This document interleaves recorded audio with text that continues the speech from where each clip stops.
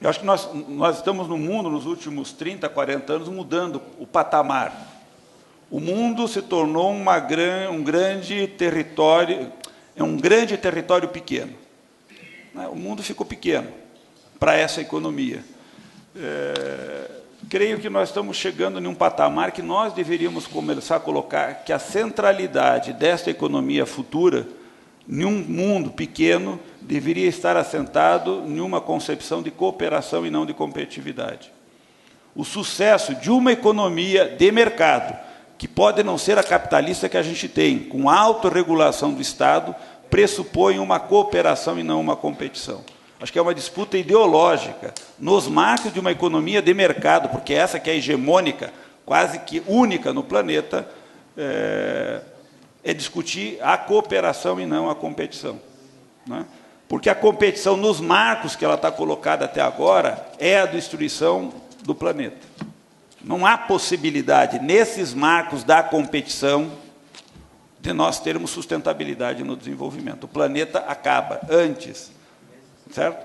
Então, e se o princípio é a competitividade do ponto de vista das relações de trabalho, a nossa discussão sobre taxa mundial de salários, que é isso que nós temos que discutir, significa que nós enfrentamos o seguinte debate.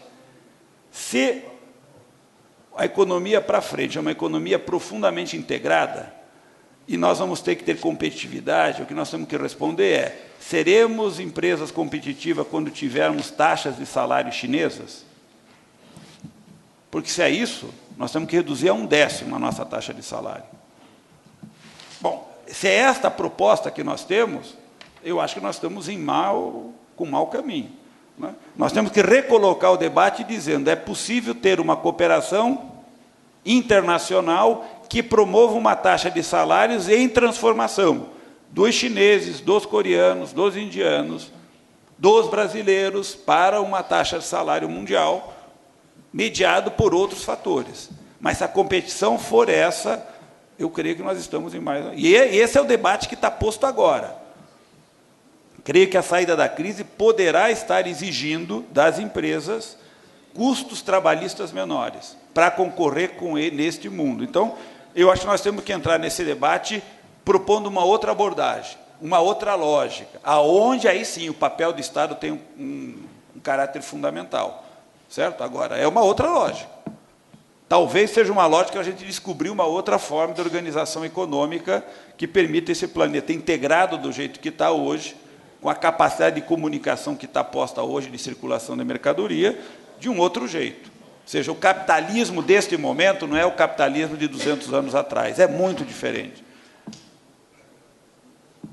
Eu estou levantando uma hipótese, não tenho nenhuma resposta, estou dizendo como o sentido mais geral. Porque senão a história da competitividade pode nos passar uma bela rasteira. Né? O Benedito levantou a história dos fundos de pensão. De fato, os fundos de pensão são formados, uma parte deles por empresas estatais, é verdade, mas nós temos mais ou menos 1.000 fundos de pensão hoje no Brasil. Boa parte deles era empresa privada, não era empresa pública. Nos fundos de pensão, todos eles...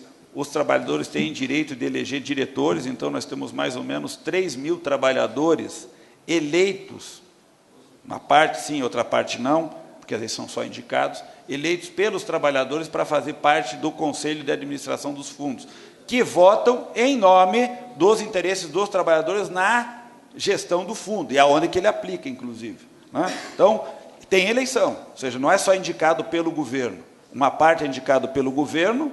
Quando o governo é dono da estatal, ele vai lá e... Banco do Brasil, evidente, o governo articula, mas os trabalhadores elegem 2 ou 3 diretores, 2, né? 2 diretores... Hã? 2 trabalhadores são eleitos pelos trabalhadores para estar lá, em nome dos trabalhadores. Hã? Não, hoje, nos fundos de pensão... Não, estou dizendo... E nos fundos de pensão você tem o direito de participação. O direito de participação dos trabalhadores? Ah, entendi. Está dizendo que não são todos os conselhos que têm o processo eleitoral de indicação dos trabalhadores, tá? Nos grandes fundos, hoje, nós temos essa possibilidade, né? Nesses fundos, você tem mais ou menos, a estimativa é de 2.000 a 3.000 pessoas que têm participação com base na participação dos... poderiam ter como base participação e eleição dos trabalhadores. No caso desta participação, significa uma corresponsabilidade na gestão do fundo e na definição da sua política. É evidente que nós esperamos uma taxa de retorno. Evidente, o fundo tem essa... o produto dele é a garantia da previdência complementar lá na frente. Mas essa taxa de retorno pode estar sendo orientada por nós pelo sucesso do investimento produtivo que o fundo faz. E tem mais risco? Tem. Nós temos que discutir com os trabalhadores que tem mais risco. Bom, mas o risco que a gente não tinha estava associado a ficar pendurado na dívida pública e na remuneração fácil do rentismo da dívida pública, que é um tipo de aplicação contra a perspectiva do desenvolvimento econômico. Então, esse é o debate que nós temos que fazer. Não é simples, não é automático que se eu aplico no investimento produtivo, o sucesso do fundo está garantido. Não é. E tem risco. Agora, esse risco pode ser compartilhado, ele pode ser compreendido. E o sucesso e o fracasso está associado também ao sucesso e ao fracasso da própria economia, do setor, do cuidado. Bom, aí as nossas tarefas como gestores do fundo estamos aplicando bem as empresas, são boas empresas, estão fazendo uma gestão adequada, ou seja, o nosso cuidado tem que ser outro, do que ficar lá com a dívida pública tranquilo, sem precisar se preocupar. É um outro jeito, ou seja, nós temos que desenvolver a nossa capacidade de aplicadores. Aplicando, eu acho, no investimento produtivo brasileiro. Mas é uma visão. Mas isso nós temos que discutir com os trabalhadores. Quando eu disse, na minha fala, é que se a gente não faz essa discussão, é mais fácil ficar defendendo a aplicação na dívida pública, é mais confortável, mais seguro. Mas ela é contra a perspectiva do desenvolvimento econômico e social. Então, aí nós temos que preparar o nosso time para ir para lá, fazer argumentação e fazer a elaboração de uma estratégia consistente de investimento. E de gestão, e de cobrar das empresas resultados, e cobrar transparência. Bom, aí nós temos que ir para lá. Se nós estamos na direção dos conselhos, nós temos que ir para lá com propostas, né? É um pouco nessa linha que eu estou falando. Não é que indo automaticamente está resolvido. Bom, na coisa da agência reguladora, para ir terminando, você falou, de fato, tem mandato, mas nós podíamos pensar várias coisas. Podíamos pensar, por exemplo, que você estabelece um sistema de seleção pública para a direção da agência. Qualquer brasileiro pode se candidatar a ser um diretor, e tem um processo de seleção pública. Apresenta currículo, debate, é o Congresso que aprova, sei lá o quê, não tenho ideia, mas você pode ter outro mecanismo de seleção de quem são as pessoas que vão dirigir uma agência, né? Eleição, no limite, eleição. Ou uma seleção pública é uma forma, se transfere para alguém a seleção como debate público, as pessoas apresentam ideias, têm mandato, têm metas, têm fiscalização, sei lá.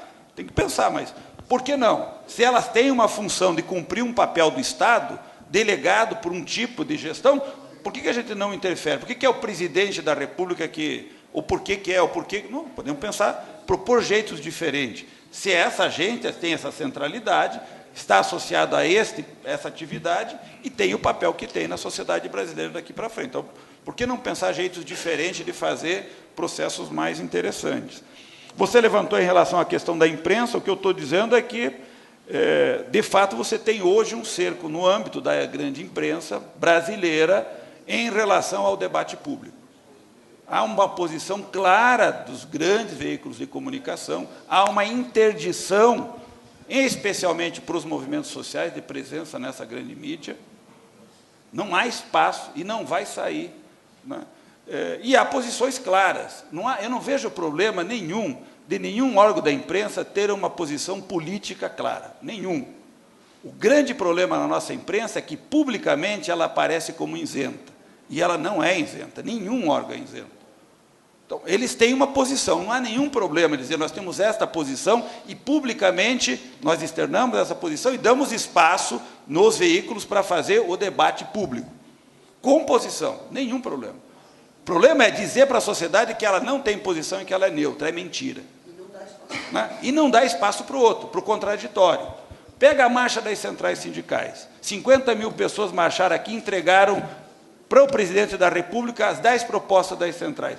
Pergunto para você, cadê o materialzinho aqui Pergunto para você se o jornal, esse aqui é o Valor? Se o Valor Econômico deu esse mesmo espaço para as centrais sindicais divulgarem as 10 propostas dela. Isso seria isenção.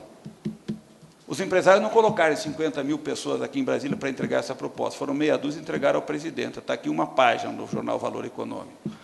Os trabalhadores colocaram 50 mil pessoas aqui, fizeram uma manifestação e entregaram para a presidenta 10 propostas da classe trabalhadora. Isenção é dizer, tem aqui o mesmo espaço. Não concordamos com essa proposta das centrais, podia ter aqui embaixo escrito, mas está aqui o espaço. Nenhuma linha foi dada. Isso não é isenção. Pelo contrário. Então, não é democrático. Quer dizer, então, a mídia brasileira precisa de regulação, como em qualquer outro país. Regulação do direito democrático, de participação e assim por diante. Finalizo com a última pergunta, que era: General Motors em São José dos Campos está para fechar, de quem é a culpa? Sei lá de quem que é a culpa, não tenho ideia. Provavelmente colocarão a culpa no movimento sindical. Pode ser, em parte pode ser. Assim como, provavelmente, colocarão a culpa nos metalúrgicos de São Bernardo por perder empresas lá, colocarão a culpa no metalúrgico de São Paulo por perder empresa lá. Por quê? Porque o sindicato não está querendo negociar. Às vezes eles jogam a culpa. Pode ter verdade, pode ser mentira, né? O que tem em curso, e seja importante a gente saber, é que, em alguns desses centros, a logística começa a ficar mais complexa. Simultaneamente, essas empresas precisam se renovar tecnologicamente. Muitas vezes elas observam que construir uma planta nova é mais barato do que reformar a velha. Né? É mais barato, pensando no longo prazo. Quando ela joga o custo trabalhista nesse cálculo, se deslocar para um outro território pode ser melhor, a logística pode ser melhor, ou seja, o custo geral pode ser melhor, né? O retorno pode ser maior, bom, tem incentivo fiscal, o Estado dá um incentivo, bom, tem um conjunto de coisas. E um deles, provavelmente, é a participação do sindicato. É um. No geral, ela joga como principal. Muitas vezes não é. Né? Às vezes o movimento sindical não quer enfrentar o problema. Né? Bom, aí depende da gente. Às vezes os trabalhadores não querem, às vezes tem um monte de fatores. Eu não diria que tem um só. Né? Então, eu acho que isso... O nosso crescimento econômico tende a criar situações como essa, porque há possibilidade de deslocamento de plantas no Brasil para regiões, porque é melhor que aquela planta se desloque para lá, para outras. Tem vários motivos. O que eu acho que, como diretriz, aí pensando o movimento sindical, nós não temos como não entrar nessa negociação, certo? Sabendo muitas vezes que a negociação vai até um certo ponto e nós vamos ter que romper porque a proposta é inaceitável. Mas não tem como não entrar, porque, no fundo, o movimento sindical vai ter que defender o interesse daqueles trabalhadores. Se em São José a planta fechar, são milhares de trabalhadores empregados em São José. E eles não vão gostar. 4 mil, então. Essas pessoas não vão gostar disso. Então, o sindicato tem que entrar na negociação. Agora, tem que entrar mobilizando os trabalhadores para eles decidirem o que eles querem fazer. No momento, eles podem dizer, não, a partir daqui não queremos, fecha essa porcaria. É uma decisão deles. Né? O trabalhador tem que decidir isso, se ele não aceita continuar nessa conversa. Agora, é uma conversa difícil, complicada para uma direção de sindicato fazer, não é fácil, muito difícil, e dependendo da visão ideológica daquela direção, mais complicada ainda. Então, não é simples. E eu não estou julgando visões, as visões são todas elas legítimas. E estão em disputa, vocês fazem o tempo todo essa disputa. Então, agora, numa situação concreta... Gente, obrigado, desculpa, acho que extrapolei o tempo. O que é? Petrobras, desculpe, eu já passei o tempo. Olha, eu acho que no caso da Petrobras, muito curto, a Petrobras está com um problema sério no curto prazo. Por quê? Porque ela está tendo um dispêndio enorme com a compra de combustível, o consumo de combustível no Brasil cresce, nós não estamos conseguindo compensar com etanol, a conta, movimento da Petrobras está alta, de déficit, porque está importando, comprando mais caro e vendendo mais barato aqui dentro, Tem uma mudança de gestão em curso que aconteceu. O investimento do pré-sal é muito mais complexo do que se inicialmente imaginava. A Petrobras tem um desafio de componentes nacionais, que ela tem resistência na base empresarial brasileira. Eu acho que os empresários estão descobrindo que a destruição das cadeias produtivas nos anos 90 interna brasileira foi muito mais dramática do que a gente pensa, e a reconstituição de elos nacionais da cadeia, né, é muito mais complexo, custoso. Então, a Petrobras está, na verdade, tendo que se acomodar a um conjunto de coisas. E ela não está com capital para fazer tudo o que ela disse que ia fazer. Esse é o problema. Talvez sem fazer a discussão pública que a gente deveria fazer sobre a estratégia da Petrobras. Novamente, volta a nossa disputa. Tem uma discussão pública da estratégia da Petrobras? Não tem. Nós devíamos puxar. Não sei, porque é a maior empresa. Então, a estratégia dela, fechar lá, ou fechar lá, ou fechar lá, ou não conseguir fazer, ou fazer de que jeito, entende?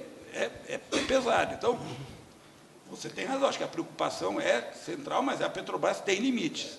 E acho que ela está mostrando, nesse momento, os seus limites. É muito grande, mas ela está tendo entraves e está promovendo outros entraves, porque decisões como essa destroem uma perspectiva de uma região, de uma comunidade, de um Estado. Né? Nós estamos, infelizmente, o tempo nosso está... já estamos, estourou o tempo que a gente tinha previsto aqui. Então, Toninho, agora faça as suas considerações, responda aí as perguntas, por favor. Eu queria dar um pequeno pitaco a respeito desse negócio da Petrobras, mas é rápido. Na verdade, a Petrobras, uma das maiores empresas brasileiras, foi eleita pela oposição como foco da disputa. Toda a oposição está dizendo que é uma empresa incompetente porque ela subsidiou durante determinado período a gasolina para que nós pudéssemos utilizar gasolina mais barata e o diesel para que houvesse transporte de produtos e de pessoas, de ônibus, mais barato. Trouxe uma contribuição importantíssima para a nação e a consequência disso foi adiar o reajuste do combustível e, em consequência, ter esse tipo de prejuízo para a empresa, mas que foi transferido, no final, para os trabalhadores, né, essa renda. E, como ela está nesse foco, e está perdendo, desvalorizando permanentemente nas bolsas as suas ações, a presidente da empresa, focada, acabou de aprovar o plano de negócio, nesse aspecto, para evitar críticas maiores, ela suspendeu ou adiou, vai examinar melhor a construção de 2 refinarias, uma no Pernambuco e outra no Maranhão.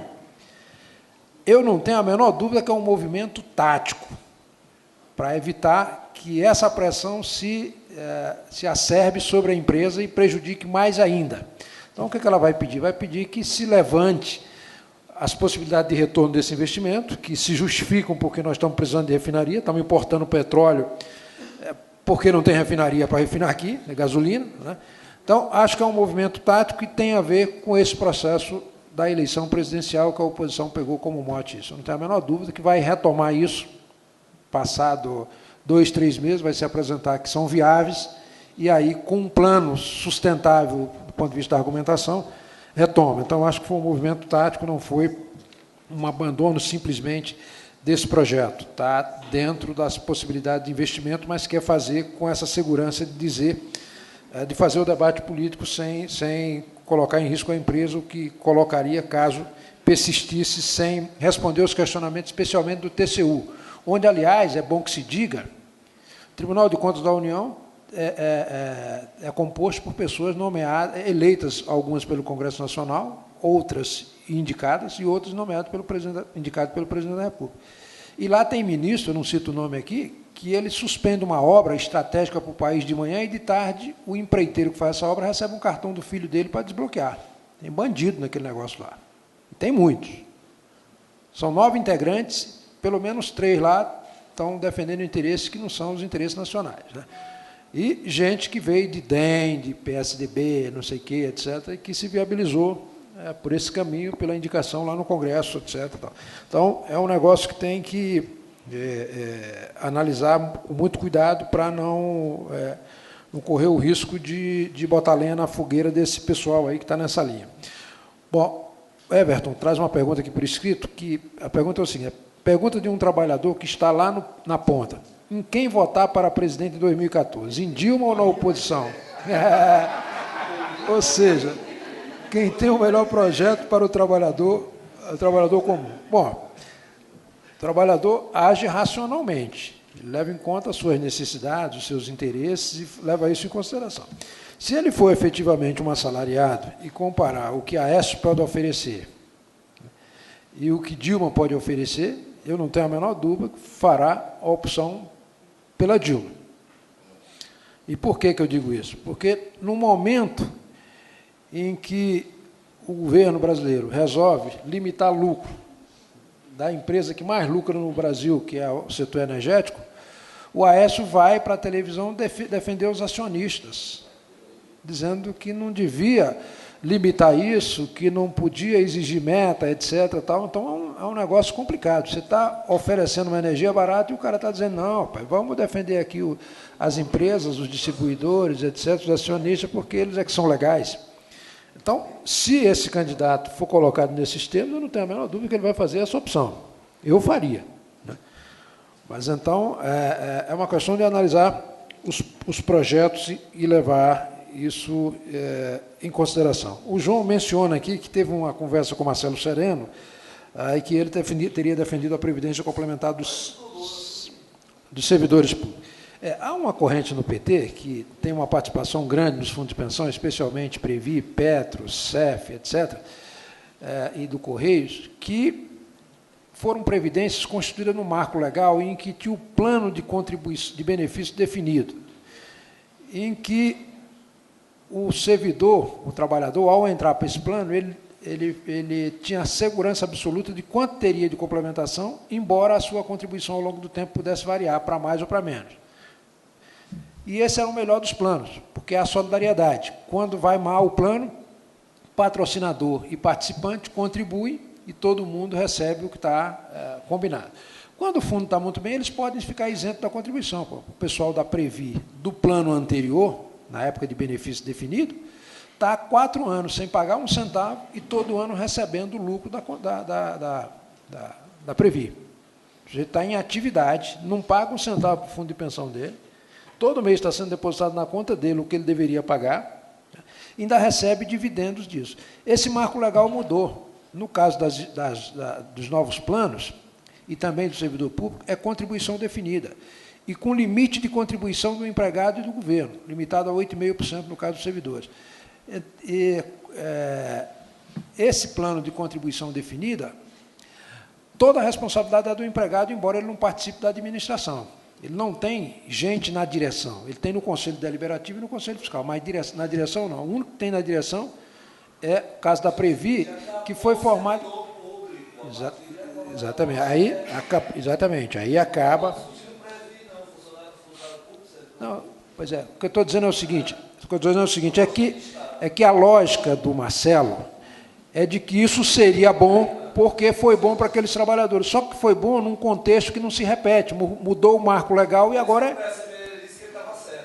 Pois é, exatamente. Então, exatamente. Então, esse negócio da Previdência tem esse aspecto. Além disso, é claro que a Previdência complementar, o ideal seria que fosse um plano, na hipótese inexorável à adoção, que fosse um plano de benefício de contribuição definida para garantir essa renda lá na frente. Do modo como foi feito, não garante, o risco é todo do trabalhador. Ainda em relação... Bom, o Jaguar menciona aqui alguns aspectos, já foi respondido aqui pelo Clemente, o Fausto, como anda o financiamento público de campanha? Pois é uma pena. Está programado para votar no dia 15 do mês que vem, lá no Congresso, mas, infelizmente, não vai ser votado. E que seria uma mudança importantíssima no financiamento público, ou, senão, o financiamento exclusivamente público, eliminando o financiamento privado, que, pelo menos, se tirasse as pessoas jurídicas desse financiamento, deixasse só as físicas e com determinado valor. Porque, com financiamento privado, empresas entrando, não tem isonomia, não tem equidade na disputa, é desigual. Quem tem dinheiro ganha a eleição, quem não tem fica fora desse processo, as eleições estão muito caras, né? Haveria uma contribuição enorme para a redução da corrupção. quem financia a campanha quer retorno. Ninguém dá dinheiro, ninguém oferece almoço de graça. Né? Deu dinheiro lá na campanha, vai querer o retorno. Isso é um dos principais elementos da corrupção que ainda existe no Estado brasileiro de forma assustadora. Então, eliminaria essa dependência, daria maior equidade na disputa e, portanto, seria um benefício enorme para a sociedade, mesmo o Estado tendo que arcar com 7 bilhões em cada eleição, que é o que se estima que se gastaria. Né? Mas o fato é que, lamentavelmente, isso tende a não passar, porque o próprio empresário tem interesse em continuar podendo ter na mão os dirigentes eleitos. Né? E isto certamente não andará lá no Congresso. A agência reguladora, o Clemente já comentou, quer dizer, o que preocupa nesse processo é o seguinte: no momento que a presidente disse que vai fortalecer as agências, a sua ministra, chefe da Casa Civil, manda retirar do Congresso um projeto que moraliza as agências. Isso aqui é uma esculhambação. O sujeito que cuida disso no governo, liguei para ele e digo: rapaz, o que aconteceu? Ele disse: rapaz, eu não quero nem comentar no telefone sobre isso, senão eu vou xingar minha chefe aqui e vai ficar mal. Então, o negócio está tumultuado, está complicado nessa área das agências. Muitas agências com quadro incompleto, muitas agências dominadas por gente, essa agência mencionada aqui. Eu conversei com o sujeito, que é o sujeito da AMIL, nem lembro o nome dele agora, o grupo AMIL aí, que é da ANS. Ele estava puto, porque ele tinha que andar de avião de carreira, e ele tem um avião da empresa à disposição. Ele disse que não vai esperar terminar o mandato, não, vai vazar fora antes. Quer dizer, nem o cara está satisfeito lá para defender o interesse das empresas. Né? E, por último, um comentário rápido aqui a respeito da questão do companheiro do Maranhão, a respeito da imprensa. O Clemente foi mais cauteloso, eu vou mais duro. Qual é o papel da imprensa? É mediar a relação entre governo e sociedade. A imprensa brasileira, que se intitula responsável ou a expressão da opinião pública do Brasil, não expressa a opinião pública. Se você pegar os articulistas e os artigos, a presidente Dilma é uma desqualificada. A população, que representa a opinião pública, com 79% diz que ela é um excelente presidente. Quem é que está certo? A imprensa ou o povo? O Bernardo Kucinski fez um levantamento em todo o governo Lula e concluiu que as 10 medidas estratégicas do governo, as 10, a imprensa se comportou como partido de oposição e tentou inviabilizar. O governo era contra o ingresso do Brasil na ALCA, porque seria a quebra absoluta da nossa soberania, a imprensa a favor. O governo a favor do Bolsa Família, a imprensa contra. O governo a favor do aumento do salário mínimo, a imprensa contra, dizendo que quer quebrar as empresas. O governo não privatizando, a imprensa defendendo privatização. O governo instituindo política de cotas, a imprensa contra. E cotas é importante, senão você não dá, por exemplo, oportunidade para que estudante de escola pública possa ter a oportunidade de estudar, porque ele não pode pagar a privada, nem, se for concorrer no vestibular normal, ter acesso à escola pública que é disputada pelos filhos da classe média. Aumento do superávit primário a ponto de zerar, chegar ao déficit nominal zero. O governo pegou parte desse dinheiro e destinou para políticas públicas de distribuição de renda, etc., de inclusão, a imprensa contra. Contra a entrada do Brasil no Mercosul, ou a permanência do Brasil e ingresso de outros países, e querendo que massacrasse gente, como o presidente da Bolívia e do Equador, porque divergiu do Brasil. Né? Nós somos uma potência, vamos lá e massacramos. Né? E o governo brasileiro corretamente não fez isso. Pelo contrário, ajudou, incentivou e reconheceu. Quando a Bolívia foi lá e disse: a Petrobras aqui vai ter que se comportar como se comporta no Brasil, ou seja, o subsolo é nacional, é do governo boliviano, e ela não é dona do nosso subsolo, vai ter que pagar, vai ter que, se quiser ficar aqui, vai ter que ser prestadora de serviço, não dona do nosso subsolo. Aqui a imprensa se levantou contra. Né? Quer dizer, o Brasil pode ser dono do subsolo, mas a Bolívia não pode. E onde é que fica a soberania do país? Né? Críticas as mais variadas, defendendo flexibilização de direitos, o governo contra a flexibilização. Ou seja, você tem uma situação que é a seguinte: até as reformas do Fernando Henrique, o proprietário de veículo de comunicação só podia atuar na área de comunicação. Depois disso, ele passou a atuar em qualquer área. e o grande negócio eram as privatizações. Eles tinham prestígio, não tinham dinheiro, mas tinham prestígio, foram ao BNDES, aos bancos, conseguiram dinheiro e entraram na privatização, das teles, da energia elétrica e de outras áreas. E aí a comunicação, que era seu negócio, passou a ser o negócio que dá sustentação aos seus negócios, ou seja, o marketing para fazer campanha ideológica, a serviço dos seus interesses, e não mais preocupado em informar e entreter a população. Então, no caso brasileiro, eu sou a favor, claramente a favor, da regulação. Não tem problema nenhum as pessoas assumirem que defendem esse partido ou aquele partido, mas não pode camuflar, dizer que está falando em nome da opinião pública e se comportar como se fosse independente. Isso é uma fraude absoluta. O governo do PT está perdendo a oportunidade de fazer a regulação desse negócio e botar esse negócio em bases claras, né? Quem quiser ser oposição, vai ser oposição, não tem problema, tal, mas não vai utilizar esse álibi. Então, com isso aqui, eu queria concluir a minha intervenção, agradecendo a paciência de todos e me colocando à disposição para outros debates. Muito obrigado.